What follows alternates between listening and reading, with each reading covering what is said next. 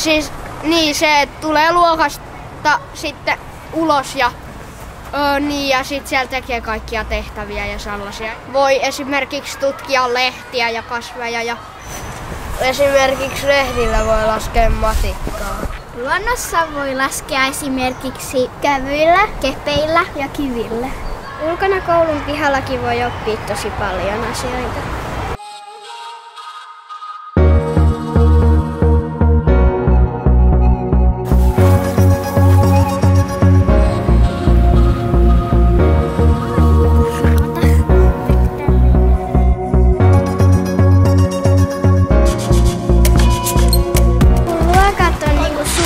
Niin sit ne on nykyään aika avoimia ja se on kiva tehdä ulkona kaikkea. Niin suljetusta avoimena tarkoittaa esimerkiksi sitä, että jos sä oot vaikka jossain matikan tehtävässä ja sä et niinku keksi ratkaisua, niin sit sä voit, niin sit kun sä keksit sen ratkaisun, se on niinku se suljettu matikan tehtävä tyyliin niinku avautuu.